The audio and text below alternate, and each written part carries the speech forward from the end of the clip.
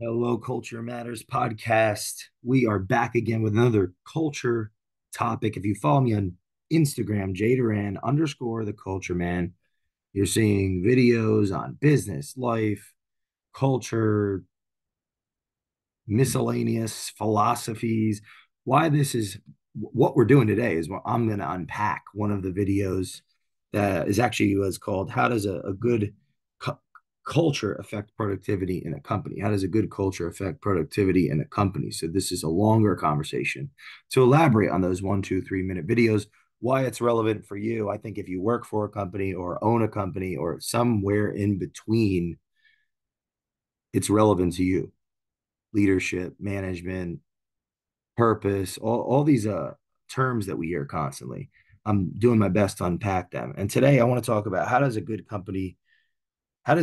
culture affect the productivity of a company? Okay, let's talk about culture for a second. We can go in the esoteric or we could be practical. Culture is people. So it would be like saying how does good people affect the productivity of a company? But the issue with that a proposition when you see people talk about I need the right people, I need good people, I need good people, it's easy to push the responsibility on others. Accountability and responsibility oftentimes get confused and they're backwards because accountability is something that we receive and responsibility is something that we do, we model, we demonstrate, we reflect onto others through our behavior. So, how does a good culture affect productivity in a company? It's less a good culture than variables that increase honesty. Because if we can't speak, we can't think. Variables that uh, work in the best interest of the employees while simultaneously working in the best interest of the customers.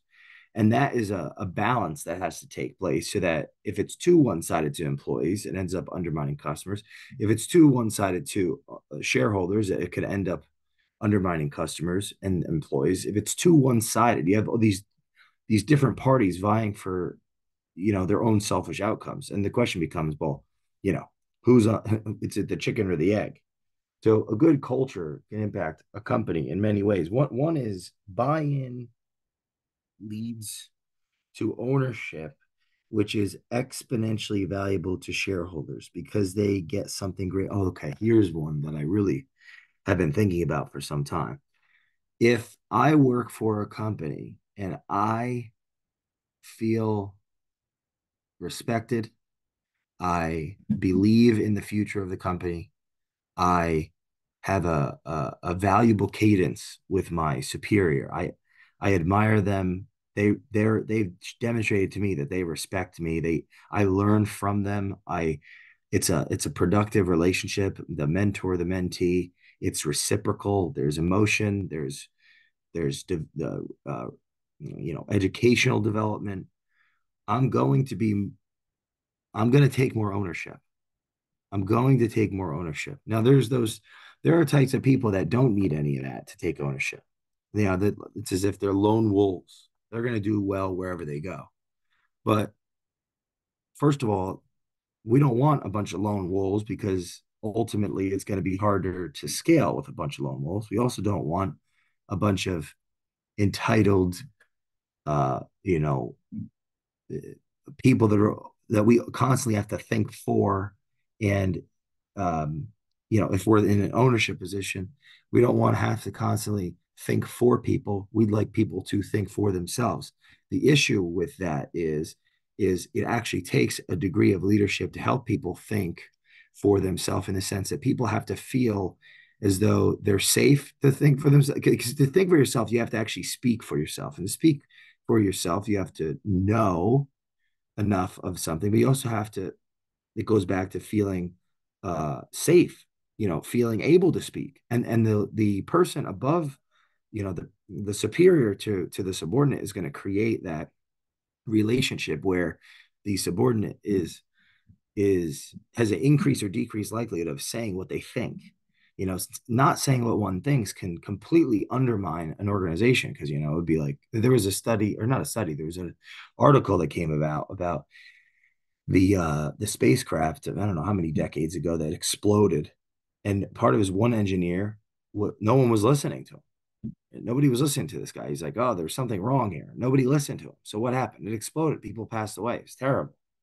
So, if we're creating belonging and meaning, there's of people. This is where I'm going with this. If I can say what I think, what's on my mind, and I believe in the organization, I'm bought in, I'm gonna have a sense of ownership. So a good culture, or a culture that creates upward mobility, a culture where there's a prospect to the future, a culture where people work together, people are heard, people are utilized for the best of their talents. That increases productivity because people take ownership. People take ownership. And someone that is taking ownership, and this is where there's a huge exponential turn on when our people take ownership, because the return to shareholders is immense because they don't actually participate now in varying degrees, depending on the size of the company, through options and incentives. And just, once you get into people doing 401ks, 401k matches, potential like options in the company, they have literal ownership that is tied to this psychological ownership and this behavioral ownership.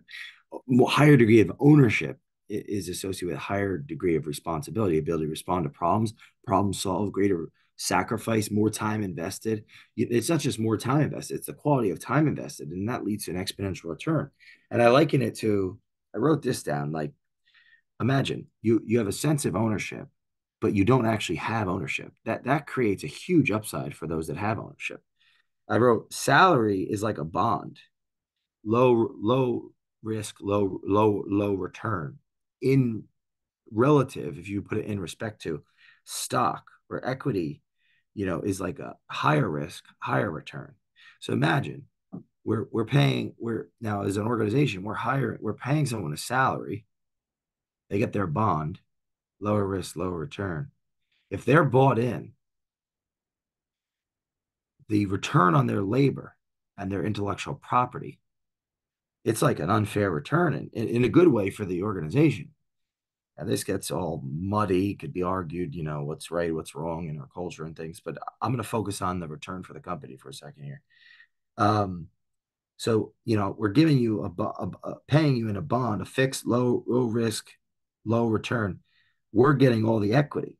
So someone that has a sense of ownership from a psychological standpoint, but doesn't have equitable ownership, is creating an exponential return to the organization.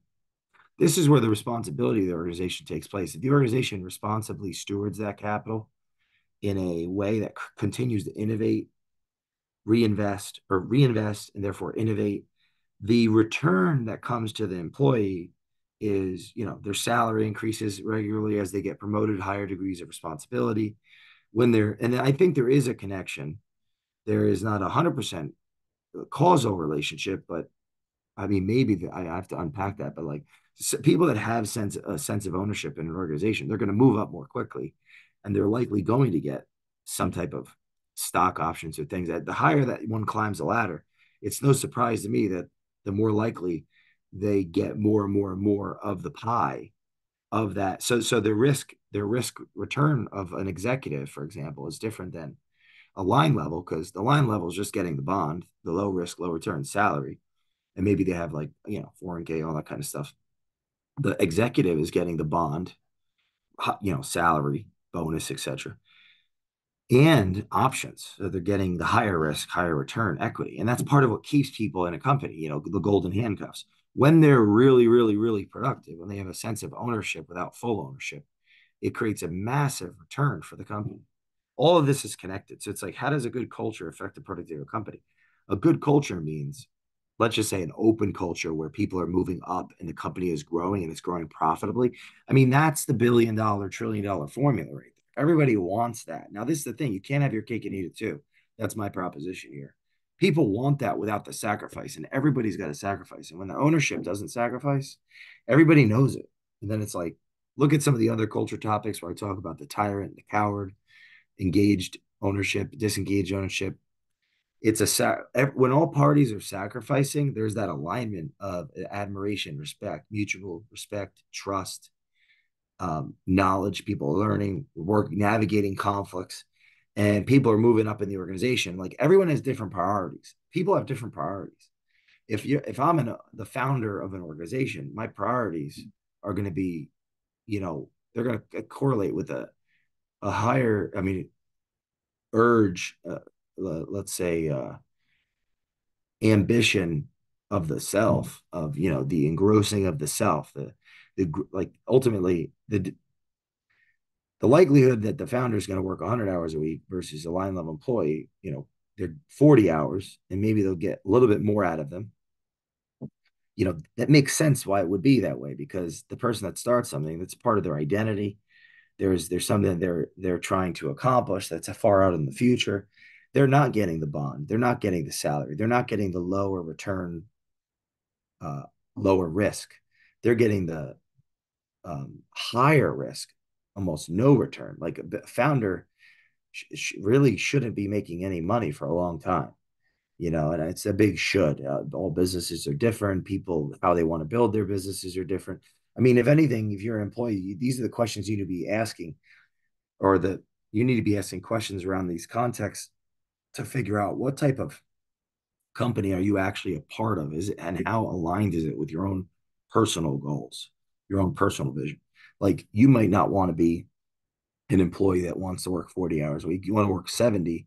You just don't want to work 100, or you want to work 55. You just don't want to work 70 because you have different subjective goals. We can't all do it all. We can't all do it all. We all can't do it all. We can't all do it. We all can't do it all.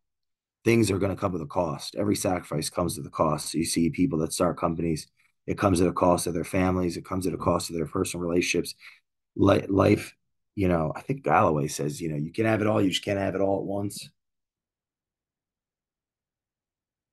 I hope at least this topic makes you think and helps you think through some of the questions you might have to ask yourself that you haven't, to get to some answers and clarity on things that you may have not even thought of. But how does a good culture affect productivity? I don't like the word good culture because there's a moral claim there. But I mean, maybe that's a whole nother podcast, because I feel compelled that I do have a bias of the kind of culture that I would say, oh, I'd want to be a part of, where I think is good versus one that is bad. But if I take good out and say open, there's a as the as open communities become closed, because Karl Popper, I think I have it here somewhere. It's in the corner. Talked about in open society its enemies. The closed society versus the open society. He talks about the paradox of tolerance. The more tolerant we are to intolerance rises up, destroys us in itself. We're just dealing with constant paradoxes, and higher we go in the organization, the more paradoxes that there are. But buy-in leads to ownership, a psychological ownership, which is exponentially valuable to shareholders because they get something great for something less. We're paying someone a bond, akin to a bond, low risk, low return salary, and we're getting, even if we give them options and give them pieces, if they're really bought in and really effective, the return that we're getting is monumental, right? It's monumental. You're getting that return of the high return with a lower risk because you're giving less and getting more. So it's so valuable to have bought in people that their personal goals are in alignment with the organization. It's so valuable for the organization, and it ends up becoming valuable for the people when the organization is managed well, because that creates more salary opportunity, more bonus opportunity, more moving up opportunity, more option opportunity, a greater, like look at Nvidia. I mean, people literally, I think it was, I just saw this. It was the average employee had a net worth of like 11 million after they had that huge growth in their public shares. I mean, it's unbelievable. And that was a consequence of them doing, you know, being a part of something that was extremely productive and value creating for the world. And there you go. And in a case like that, what each person was putting in relative to what they got, that's a case where the shareholders, the people that are buying the stock, the employees are probably not putting in nearly as much. So they get to benefit because the shareholder is investing so much into that company with the hope that it would be so much more valuable in the future. Those employees are getting the type of exponential return on a lower amount of labor and mental investment. They're basically getting a steal because they couldn't work hard enough or work smart enough to even earn that. And that's like to even earn that return because of the stock price exploding. And so it's a similar thing that happens with business owners. And that's where the engagement's everything. Like, how does a good company culture affect productivity in the company? It's everything because it will tell you what the productivity is. People show up for a job or they show up for a purpose that aligns with their life purpose. And when they show up for a purpose that aligns with their life purpose, they're going to not only they're going to give more because they're going to enjoy it more, and it changes the sense of time, and it changes like we for when we're in flow. It's like being in flow 24/7. You work for a company, you're in flow, you're just totally in it. The return that the company is going to get on your labor is monumental. And then the idea is if the company's managed properly, you're going to get a return that you otherwise wouldn't be able to get without the company because you're not the founder. Like you didn't choose that path in life. You're not going to like, you got that's the give and take. If you get the salary, you're getting money right now. There's that old adage, a bird in the hand is worth two in the bush. You're getting money right now. So you don't have to take all that credit risk, debt risk, bankruptcy risk.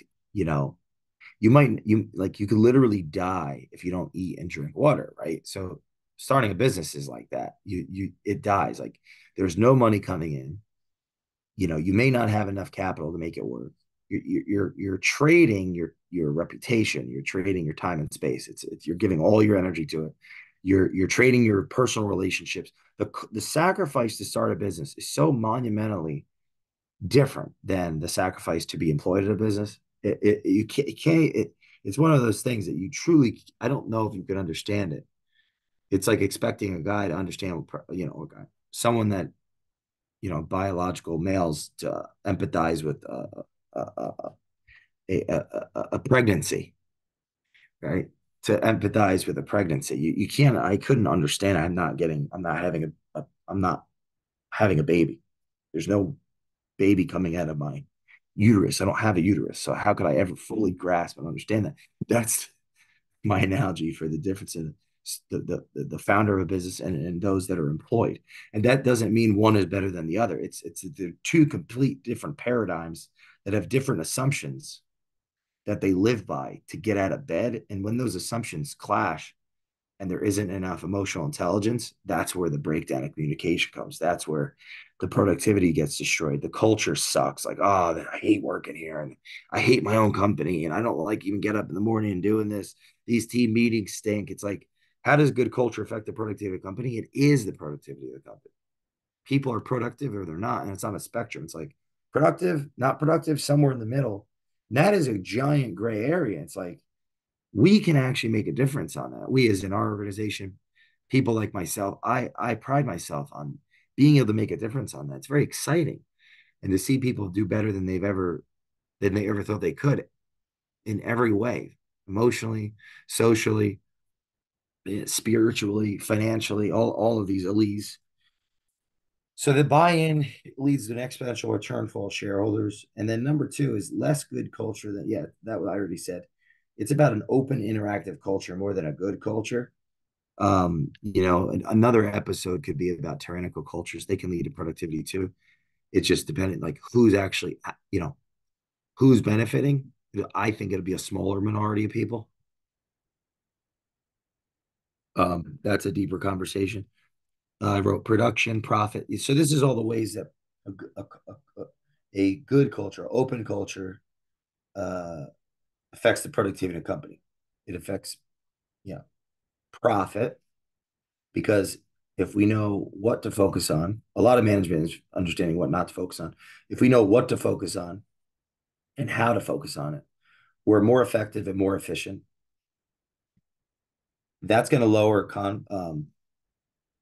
that's going to change the context of conflicts that we have to work through as a team, which can help the conversation be constructive conflict versus deconstructive conflict. Constructive conflict is we're talking about ideas and working on ideas versus deconstructive. We're talking about people and separating ourselves from each other. Respect and trust versus disrespect and alienation. It affects the brand. The brand is a perception of culture. The culture is the inverted brand. It's culture is what actually happens. Brand is what we perceive to happen. The perception of value. Um, a product can have a brand. That's a perception of how that product influences the culture of the recipient. The consumer, part of the power of a brand is the consumer associates has an association with the brand that elevates their interpersonal culture, their social milieu. Like that's part of the power of a brand and affects the actual consumer's culture, like their life culture.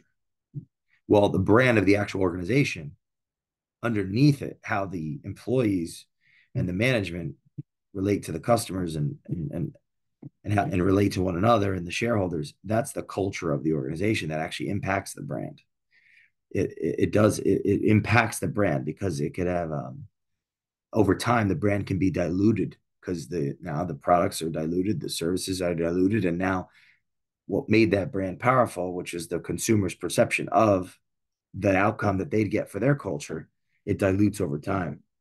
So culture affects brand greatly and manifests into brand over time. I mean, the longevity of a brand has to do with the longevity of the culture.